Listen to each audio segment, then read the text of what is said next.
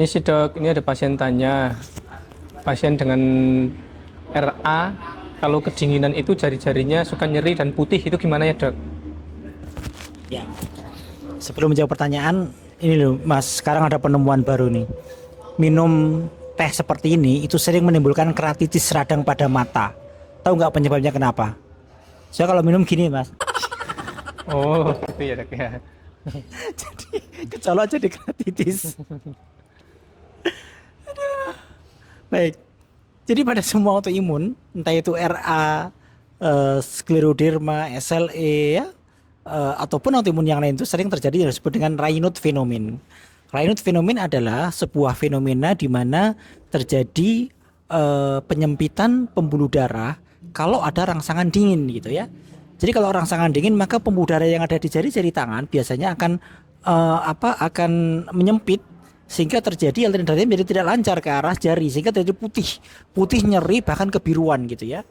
Kalau dibiarkan terus seperti itu lama-lama terjadi kematian pada jaringan yang ada di ujung-ujung jari sehingga terjadi luka yang tidak sembuh-sembuh. Bahkan banyak dari pasien yang harus diamputasi gara-gara mati jaringannya, nekrosis gitu ya, mati, maka harus diamputasi. Maka hati-hati kalau sudah terjadi warna putih dan nyeri ketika dingin, maka sudah mulai terjadi Raynaud phenomenon. Maka kalau sudah seperti itu sebaiknya konsulkan dengan dokternya. Biasanya dokter akan memberikan obat-obatan melebarkan pembuluh darah yang ke arah jari dengan menggunakan nifedipin misalnya atau diltiazem ataupun obat-obatan yang lain. Jadi jangan dibiarkan kalau seperti itu. Yang bisa dilakukan adalah yang pertama konsul kepada dokternya untuk diberikan tambahan obat. Yang kedua hindari dingin. Kalau perlu pakai kaos tangan ya.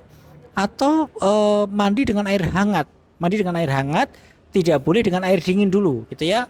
Kemudian cuaca-cuaca yang dingin hindari. Jangan bermain ke tempat yang tinggi-tinggi dulu. Maka diusahakan tetap hangat. Kalau perlu pakai penghangat pada tangannya biar dia tidak terjadi nekrosis. Kalau dengan itu dan dengan obat tetap tidak memperbaiki, biasanya akan ada tindakan operasi ya.